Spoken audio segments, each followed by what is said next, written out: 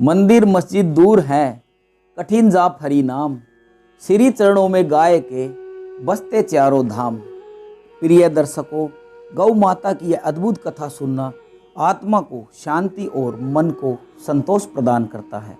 जो भी व्यक्ति इसे ध्यानपूर्वक सुनता है वह गरीबी, कष्ट और समस्याओं से हमेशा के लिए मुक्त हो जाता है। यह कथा हर इंसान को ईश्वर पर विश्वास और जीवन में आस्था रखने की प्रेरणा देती है। सभी सनातन धर्म के श्रद्धालुओं को नमस्कार। हर हर महादेव। कथा आरंभ करने से पहले एक महत्वपूर्ण संदेश। गरुड़ पुराण में यह बताया गया है कि अधूरी कथा छोड़ना हमारे धर्म और संस्कारों के विरुद्ध माना जाता है। यदि आप सच्चे राम भक्त हैं तो इस वीडियो को लाइक करें और हमारे चैनल को सब्सक्राइब करें। जय श्री राम लिखकर भगवान के प्रति अपनी आस्था दिखाने का कष्ट करें। गांव के एक छोटे से किनारे पर नीम के विशाल पेड़ के नीचे एक बूढ़ा गरुड़ आराम से बैठा हुआ था। उसकी पंखों की चमक मंद हो चुकी थी और उसकी आंखों में समय के साथ आई थकान साफ दिखाई देती थी।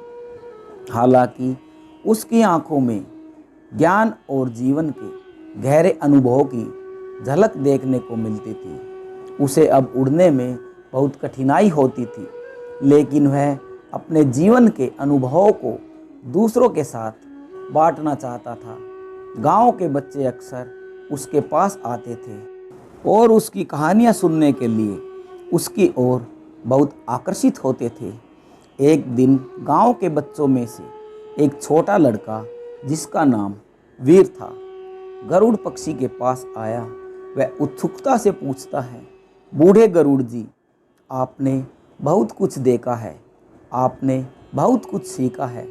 कृपया हमें एक ऐसी कहानी सुनाइए जो हमारे जीवन को समझने में हमारी मदद कर सके। गरुड़ अपनी धीमी आवाज़ में मुस्कुराते हुए बोला, तुम जानना चाहते हो तो मैं तुम्हें एक ऐसी कहानी सुनाता हूँ जो गौ माता की सेवा से जुड़ी है। यह कहानी तुम्हारे जीवन के लिए एक मार्ग बन सकती है। कहानी की शुरुआत उस समय से होती है जब धरती पर जीवन की शुरुआत हुई थी। गौ माता यानी गाय को भगवान द्वारा धरती पर भेजा गया था ताकि वह सभी प्राणियों की सेवा कर सके। गौ माता का दूध, गोबर और गौमूत्र हर एक प्राणी के लिए वरदान होता है। यह न केवल शरीर के लिए लाभकारी था बल्कि आत्मा को भी शांति प्रदान करता था। गांव में एक युवक था जिसका नाम वीर था।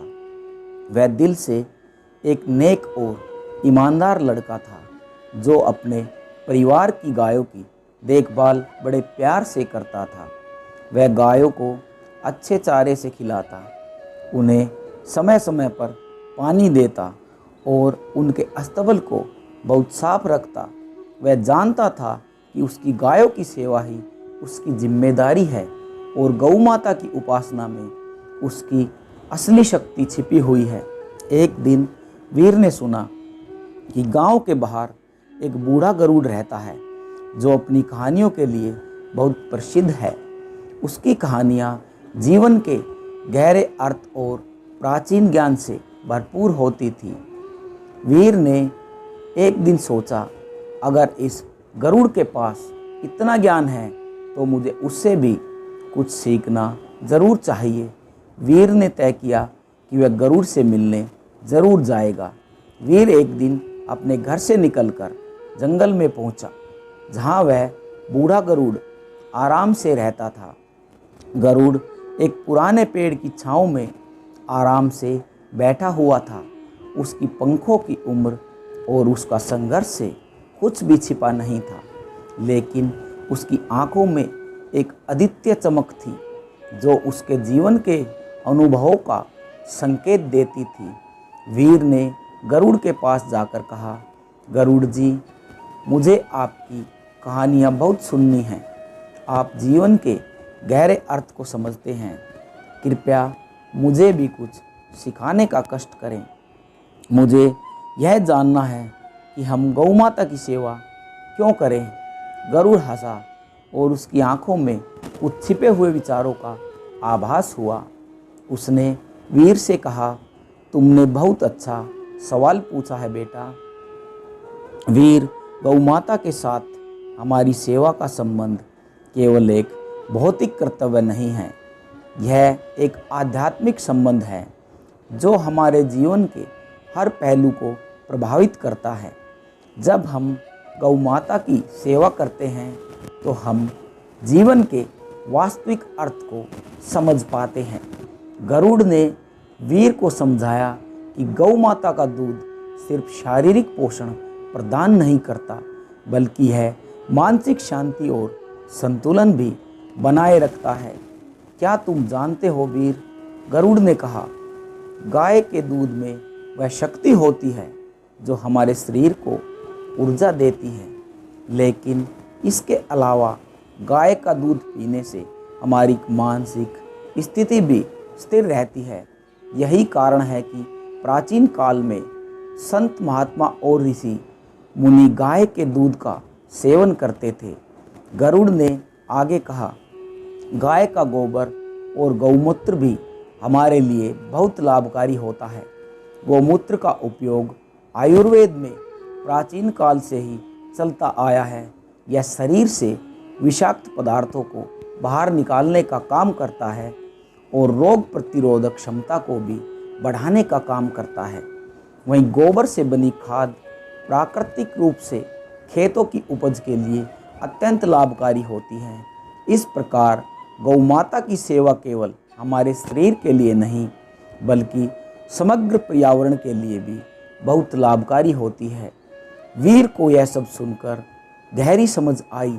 उसने महसूस किया कि गौ माता न केवल उसे शारीरिक रूप से स्वस्थ रखती है, बल्कि उसकी मानसिक और आध्यात्मिक स्थिति को भी स्थिर बनाए रखती है। उसने सोचा, अगर गौ माता की सेवा करने से जीवन में इतनी सारी अच्छाइयाँ आ सकती है, तो मैं और मेरे गांव के लोग इसके महत्व को समझने में क्या कसर छोड़ सकते हैं।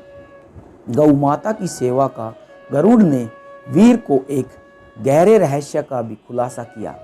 उसने कहा, वीर, जब हम गौ माता की सेवा करते हैं तो हम केवल अपनी शारीरिक भलाई का ध्यान नहीं रखते, बल्कि हम अपने जीवन के आध्यात्मिक पक्ष को भी प्रगति देते हैं। गौ माता की पूजा और सेवा से हमें जीवन में संतुलन मिलता है, हमारे कर्म शुद्ध होते हैं और हम आत्मिक शांति महसूस करते हैं। गौ माता का दूध हमें पवित्रता की ओर ले जाता है और गोबर और गौमूत्र हमारे जीवन में शुद्धता का संचार पैदा करता है। यही कारण है कि प्राचीन धर्म ग्रंथों में गौ माता को गाय माता के रूप में पूजा गया है। वह केवल हमें शरीर से ही नहीं, बल्कि आत्मा का भी पोषण करती है। वीर को अब यह बात समझ में आ गई थी कि गौ माता की सेवा से न केवल व्यक्तिगत लाभ मिलता है, बल्कि है समाज और धरती की सेवा भी है। अब उसने ठान लिया कि वह गौ माता की सेवा में और अधिक से अधिक समय लगाएगा और गांव के अन्य लोगों को भी इसके महत्व के बारे में अच्छी तरीके से समझाएगा। जीवन के कर्तव्यों को समझना।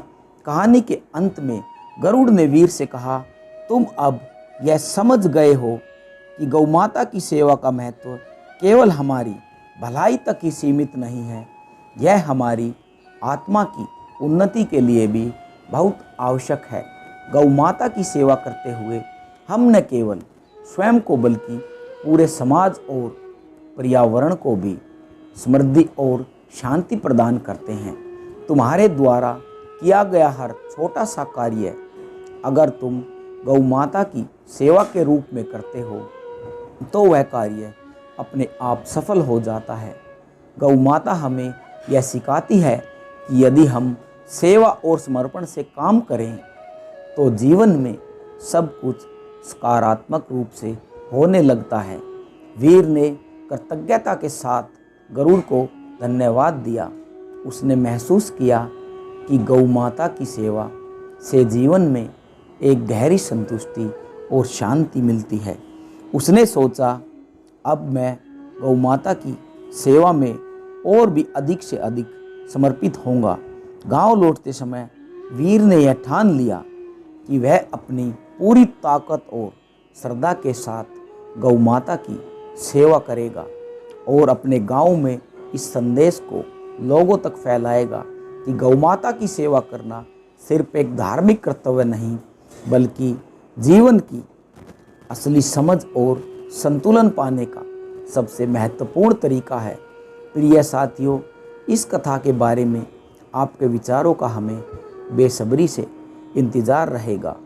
अगर यह कथा आपके लिए प्रेरणादायक साबित हुई तो कृपया इसे लाइक करें और इसे अपने प्रियजनों के साथ साझा करने का कष्ट करें। साथ ही कमेंट बॉक्स में जय श्री कृष्णा लिखकर अपनी भक्ति व्यक्त करें। इस वीडियो को पूरा देखने के लिए आपका तहे दिल से धन्यवाद। जय श्री कृष्णा।